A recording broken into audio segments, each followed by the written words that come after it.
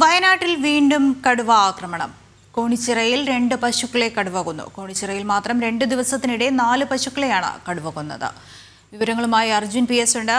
അർജുൻ, എപ്പോഴായിരുന്നു കടുവയുടെ ആക്രമണം ഉണ്ടായത്?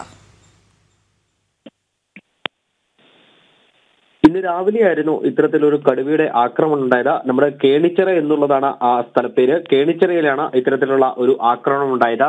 രാവിലെ 3:30യോടെ കടുവ എത്തുകയും തൊഴുത്തിലുള്ള പശുവിനെ ആക്രമിക്കുകയുമായിരുന്നു. ഇത് കേട്ട വീട്ടുകാർ ശബ്ദം കേട്ട് ഉണരുകയും ചെയ്തു. അതിനുശേഷം കടുവ ഓടി രക്ഷപ്പെടുകയായിരുന്നു.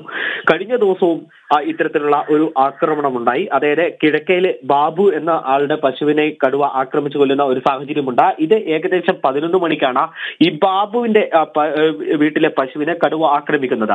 അതിനുശേഷം 3 മണിയോടുകൂടി ഇത്തരത്തിൽ ഇവിടേക്ക് എത്തുകയും മാളിയേക്കൽ ബെന്നിയുടെ വീട്ടിലേക്ക് എത്തുകയും അതുപോലെ തന്നെ ബെന്നിയുടെ പശുവിനെ ആക്രമിക്കുന്ന ഒരു സാഹചര്യം ഉണ്ടായിരുന്നു.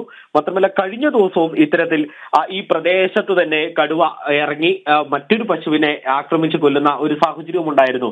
എന്തിനാൽ തന്നെയും വനം വകുപ്പൊക്കെ അവിടെ വലിയ രീതിയിലുള്ള ഒരു പരിശോധന കഴിഞ്ഞ ദിവസങ്ങളിൽ നടത്തിയിരുന്നു. പക്ഷേ യാതൊരു വിധത്തിലുള്ള മറ്റൊരു വിധത്തിൽ കടുവയെ കണ്ടെത്തുവാനോ അത്തരത്തിലുള്ള സാഹചര്യത്തിലേക്ക് കാര്യങ്ങൾ നീങ്ങിയിട്ടില്ല. എന്തിനു തന്നെയും ഇന്നും വനം വകുപ്പ് അടക്കം ആ സ്ഥലത്തെത്തി പരിശോധന നടത്തുന്നുണ്ട്. പല സ്ഥലങ്ങളിൽ കൂടുവെക്കുവാനുള്ള ഒരു സാധ്യതയുണ്ട്. എന്നിരുന്നാലും കഴിഞ്ഞ ദിവസം അടക്കം ഇത്തരം ആക്രമണം ഉണ്ടായിട്ടും ഇതിനു മുൻപും കടുവയെ ഈ പ്രദേശത്ത് കണ്ടു എന്ന് പറഞ്ഞിട്ടും യാതൊരു വിധത്തിലുള്ള നടപടിയും ഇതുവരെ സ്വീകരിച്ചില്ല എന്നുള്ളതിൽ വലിയ പ്രതിഷേധത്തിലാണ് നാട്ടുകാരുള്ളത്. മാത്രമല്ല നിരവധി ആളുകളടക്കം കുട്ടികളടക്കം പോകുന്ന ഒരു സാഹചര്യമുണ്ട്. ആ ഒരു സാഹചര്യം കുട്ടികളടക്കം സ്കൂളിൽ പോകുന്ന ഒരു സാഹചര്യമുണ്ട്.